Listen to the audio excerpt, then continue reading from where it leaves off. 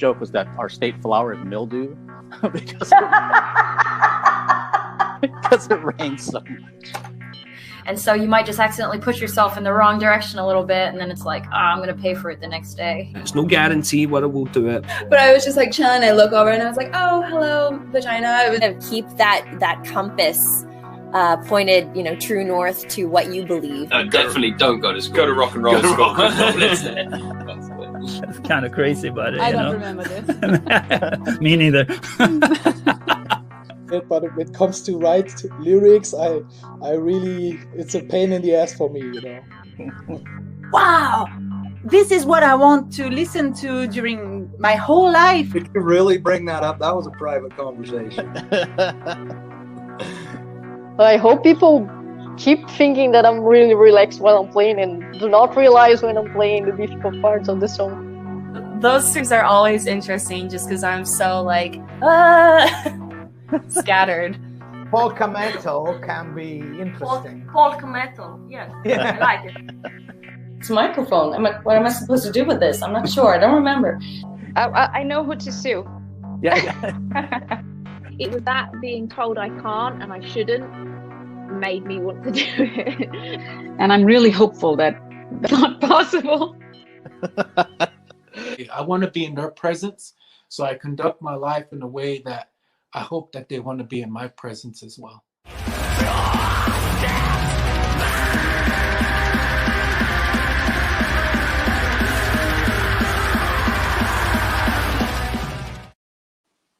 Good morning, good afternoon, good evening, wherever you are in the world. I am Mark Sugiyama from Eclectic Arts, based here in Seattle, Washington, in the United States of America.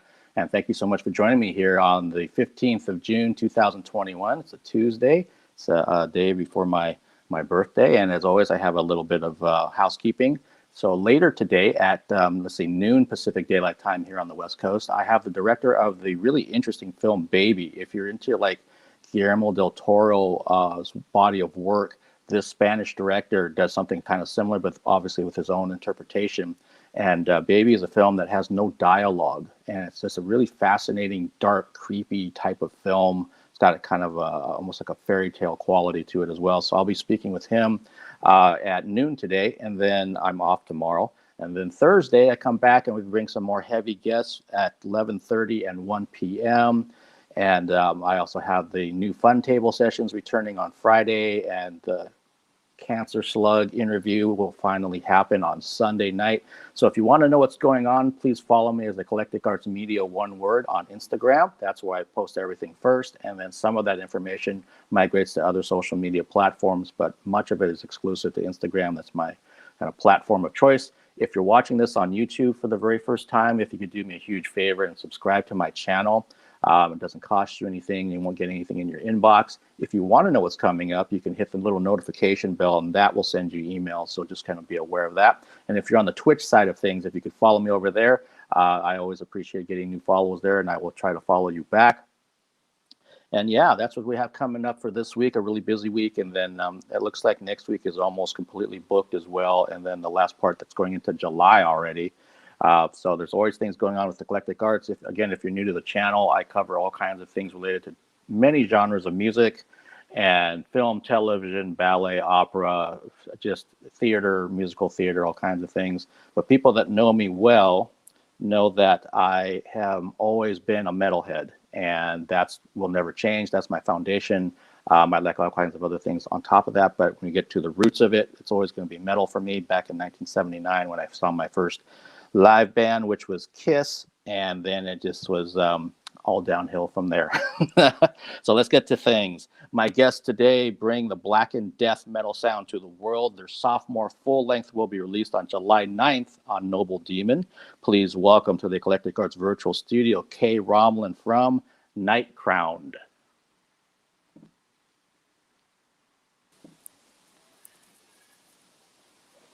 Hello. Hi, Ken. How are you? I'm good. Wait a minute. Godnatt, hjärtat.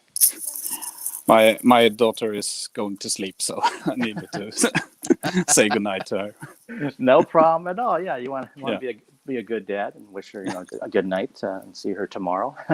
Yeah, exactly. How are things in Sweden over there in terms of the pandemic and all that? We at least got really good weather, at least here in Södertälje where I live. I don't know about how the weather is for the other guys in Gothenburg, but I hope that it's very good weather. But regarding the pandemic, I think it's the government has like a plan to get into the like normal routines during the summer. I think so, but I don't really know. Okay. Well, it sounds like, I mean, like in most places in the world right now, including here in the U.S., things are starting to open up again, and bands are starting to play again, which is great. After missing music for 15 plus months and live events. So, but it seems like Sweden was always kind of ahead of the curve. That I think your infrastructure is already kind of built that you guys were able to deal with things a little bit, maybe, I don't know, smarter than other parts of the world. Yeah, probably, but I think in Sweden they have taken it very cautious, and instead of spreading this plague, they have like cancel and postpone like every event. But regarding the vaccination process, it's moving forward. So I think that probably in the autumn we will see some more shows. Probably. I don't remember last time I saw a show actually. Yeah, no, it's I've talked with many other guests during this time that seeing those memories come up like on social media, it's just a reminder of like, oh yeah, that's where I was a year ago. It's like, damn.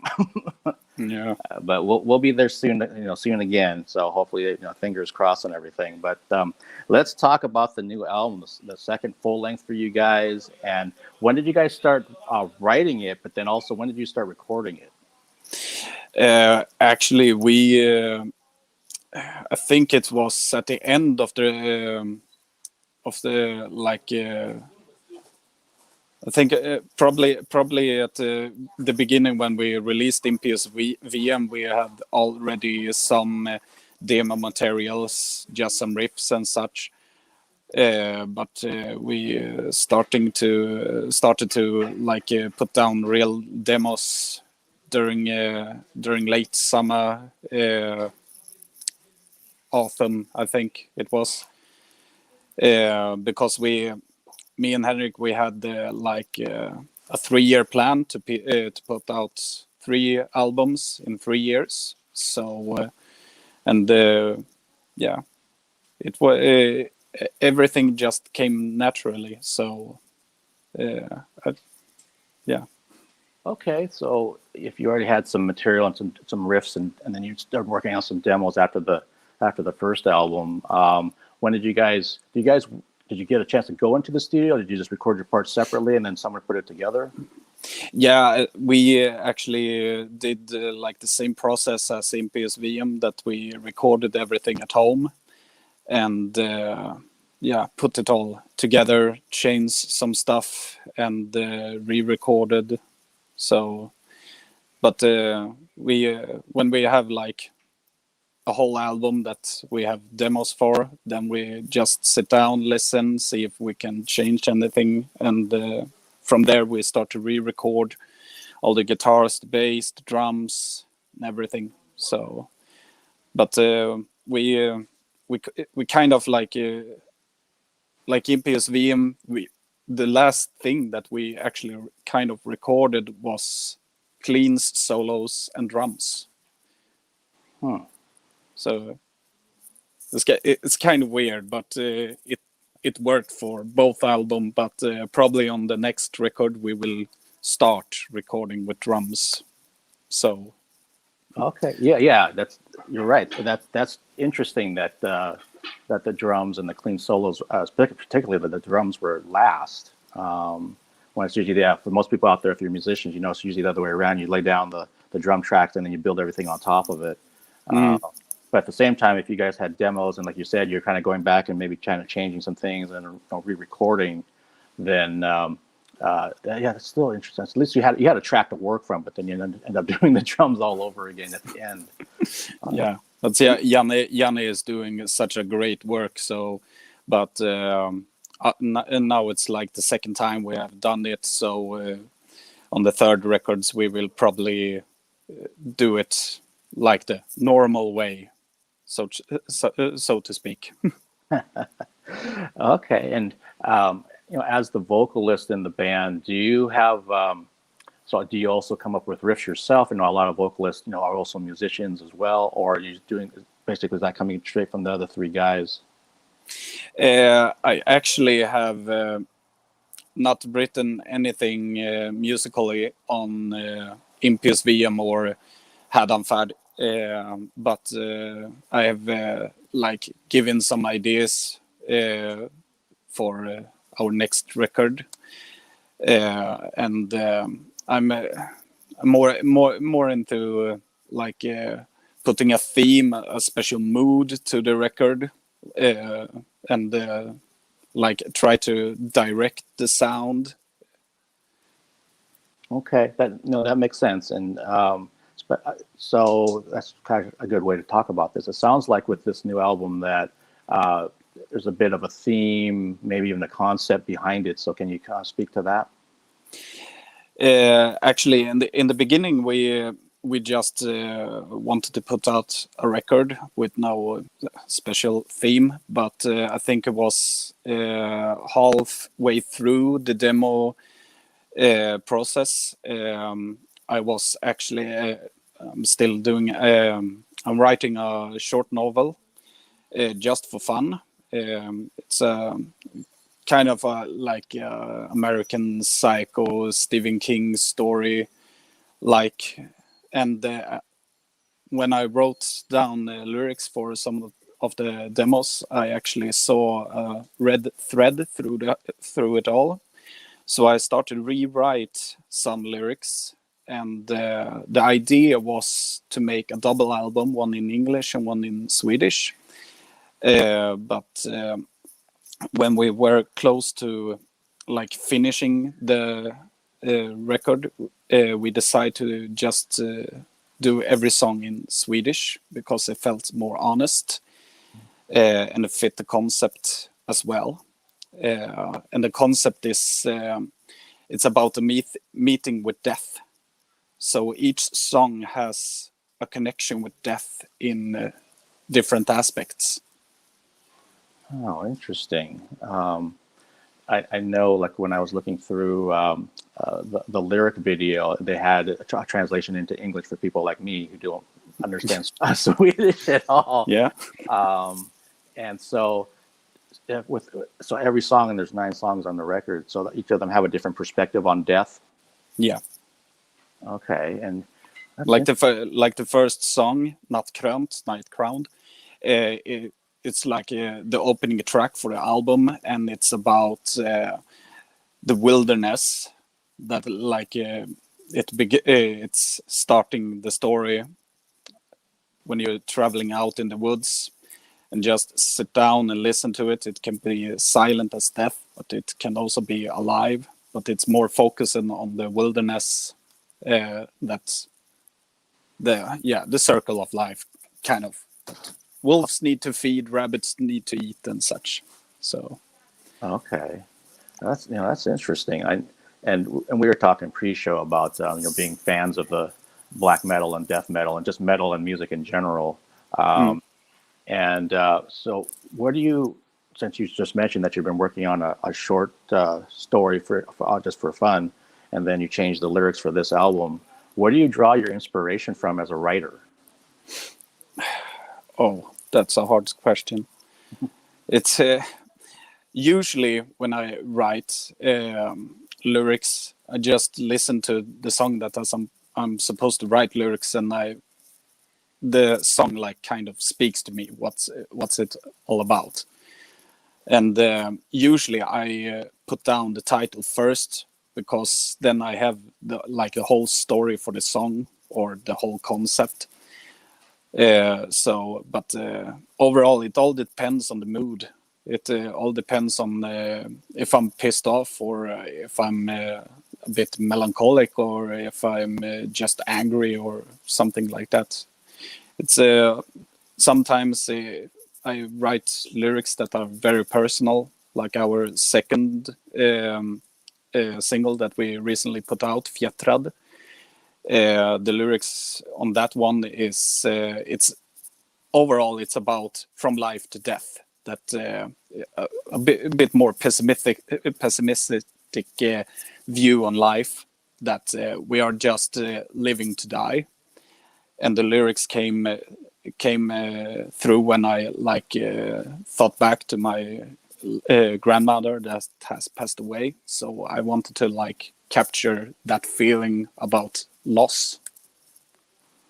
Okay, well, no, that's thank you for sharing that. That's awesome. That I think one thing that's always unique, and Night Crown's no different, is that with a lot of the black metal and well, particularly I think with the black metal bands, there's so much intention behind the lyrics, and that's something as a writer myself I love. That it's not some kind of, there's a time and place for going down the road and cruising for chicks and drinking a beer or whatever. But I mean, I love it when there's something much more deep and honest behind something. And you're talking about, when your grandmother passed, trying to capture that feeling of loss, and then going from, as soon as you're born, you're dying basically. Yeah. Wow. Okay. And you mentioned that with the new music video, with the performance one, when you can see the band in it. When did you guys shoot that video? Oh, when was it? In April we shoot it. Okay. We actually in our drummer's studio rehearsal space. So I took the car really early on Saturday morning and drove around. I think it's around 5 hours drive over to his place, and we started to decorate the scene with black sheets and such, waiting on the camera guy, and then we just started to shoot it. Okay, it came out really cool, and I love the fact that that the end product was always the most important thing, obviously, but then the behind the scenes stuff is kind of interesting to find out that, it was at your drummer's place, and you guys are putting everything up to create that atmosphere of it being black and the things that were hanging, and then I'm sure you guys got into your, your makeup and everything else that you needed to do. And you also, it was at least a year ago, if not 2 years ago, you had a behind the scenes video up on YouTube about, I think it was for IRS or no, IRA? IRA, yeah. Where you guys are with the I think even someone said, the cone heads or whatever. Yeah, cone heads. Yeah.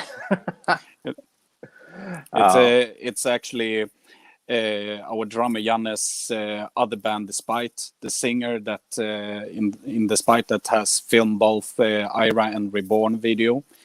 And it was his idea. He had this idea for the concept for Ira for a very, very long time. And when he saw us perform at Gefle Metal Festival in Gävle in Sweden 2 years ago, I think, he actually wanted to I want to make your first music video. So he showed his ideas, and we felt this concept is for Ira, no doubt about it. So, but we were a bit concerned about the cone heads because we are not into the Ku Klux Klan thing and such. But it actually the suits are inspired by a Christian. It's a Spanish Christian folk dress or something like that. I thought so. Peter, he sent us a source link. So if we will get some people that are accusing us of something, we can just send them the link that here are the facts. So just so you know.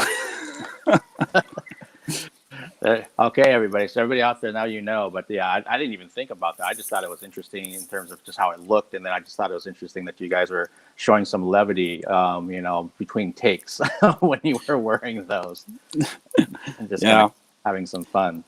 Yeah, the behind the scene is actually one of my closest friends. He actually helps me when I record vocals and such. And so he is one of the cone heads because we needed people that are very, very tall. And he is about 2 meters long or something like that. And he loves to like do this goofy behind the scenes stuff.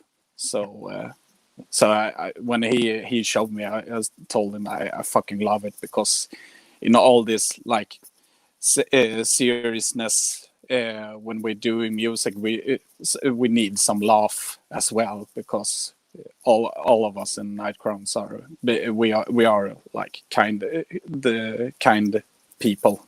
We love our fans and such, so we are not like Gorgoroth or something like that sits alone in a cabin and drink wine. maybe sometimes.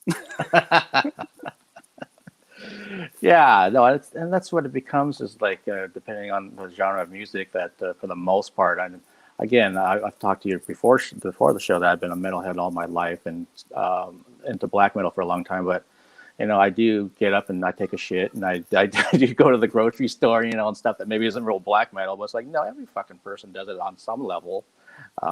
It's part of being just a person, and you're a father, and it sounds like you have a wife and everything else going on, a family, and it's like, yeah, that's just like being human. But then when it comes to your art, then it becomes, you go to that place to create it. Exactly. Yeah, and I'm curious too with you've got a really interesting vocal style, because you do a lot of enunciation on certain songs where you're spitting out the words so quick, but it's really, really clean. Who are some of your vocal influences?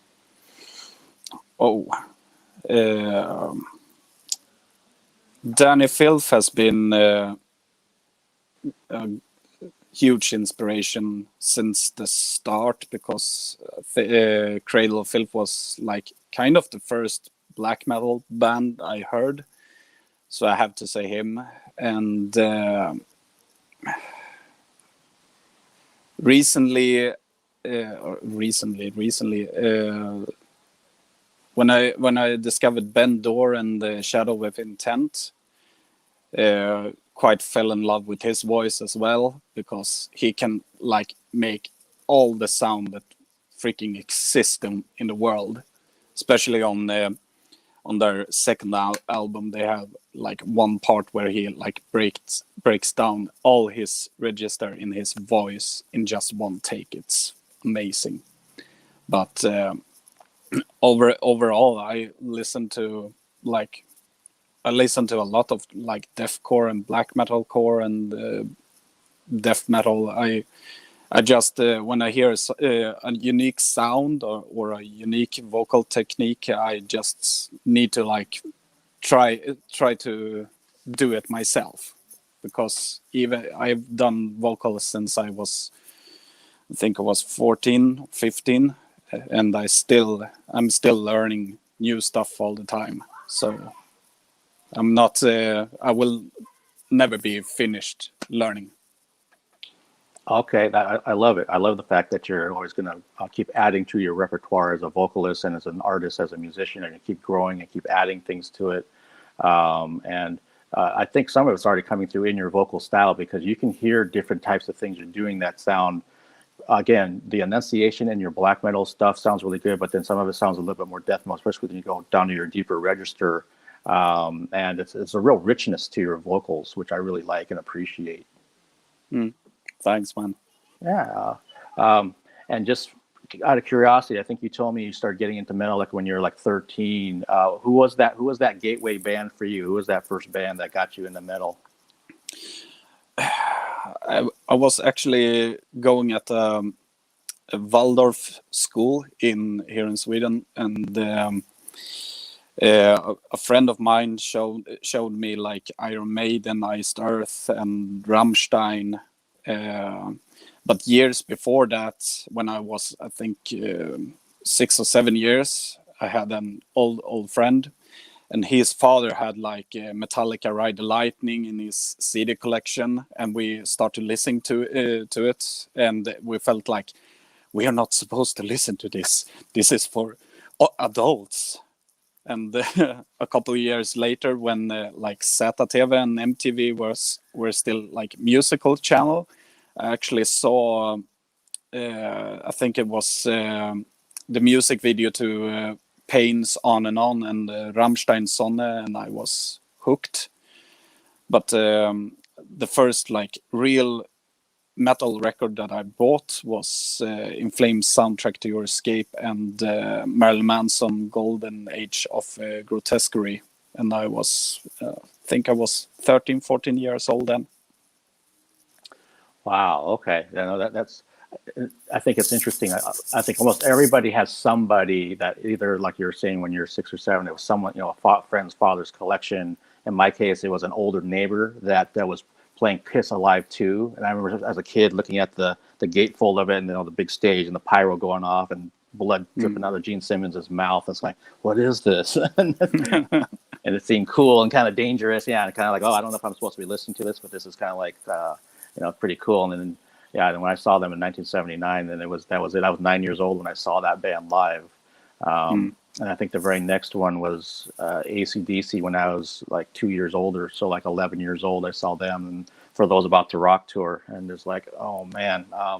So I'm a music junkie, love all the metal stuff. And Cradle was probably my first gateway band into black metal too. And we were talking about that. For me, it was Dusk and Her Embrace is what I heard. And I'm like, what is this? I mean, I love the music, but then Danny's voice was like, it was jarring initially. It just took a little while to get used to it. And then when I heard Emperors in the Nightside Eclipse, it was like this wall of sound, and there was so much to take in. Then I just I went down that rabbit hole, and I still haven't come up. I'm still down there, and it's cool for those bands. And you mentioned, I know, pre-show like Satyricon and Dissection and all these other bands that I was also way into. And I actually hear a little bit of Satyricon in some of your music, especially with the breakdowns from time signature breakdowns. So, I mean, you can go, you know, so many beats a minute, and then you need to have some part where it kind of breathes and kind of has this kind of ominous feeling. And your music definitely has that. Yeah, I think it's like because Hendrik has this had this vision at the beginning that he wanted to like capture the sound that he was growing up with, but make it a bit more modern. So we try to like keep the 90s vibe alive, but yet we need to like add in some more modern stuff. So. And I will not stick my head on the chair because I love breakdowns. That's awesome. Yeah, and it's a really good description. It does have the old school 90s feel, but it definitely has a modern feel too. So that mix of those worlds, it's working really, really well. And based on the response of what I was looking on online, you know, your fan base can't wait for this album to come out on July 9th. So what are we looking forward to? Is there another video coming from the band? What's kind of coming up next for you guys? Actually, next up is the release of the album. We put out 3 singles on our last record, but it had a bit more tracks to it. So we all in the band are like patiently waiting on the release as well, because we have done something a bit more different compared to Impious VM, and it shows a lot on both singles that we have put out, Nattkrönt and Fjättrad, because they are like, you can still hear the Night Crown sound, but compare the singles to one another, it's they are like different parts of each other. But also on this record we actually have 2 guest vocalists on 2 different tracks. Very good singers as well. So and we have actually not just 1 track with cleans, we have actually 2 tracks with Johan's clean vocals on. So Nice. So I think, again, you just probably just got people even more excited about the album release. So everybody, again, July 9th through Noble Demon, you can pre-order it now. There's different formats. Obviously, there's really some really cool vinyl things that I saw that are available to buy. And Ken, thank you so much for taking the time. I wish you guys all the success with the album. And if we ever get a chance to do a part 2 to talk about Night Crown or anything else that you're working on, I would love to do it. Yeah, of course. Just send an email and we do it again. Sounds good, sir. Have a good night over there, and hopefully get a chance to talk to you sooner than later. Yeah. Thanks, All right. man. Stay safe. You too. Bye-bye. Bye.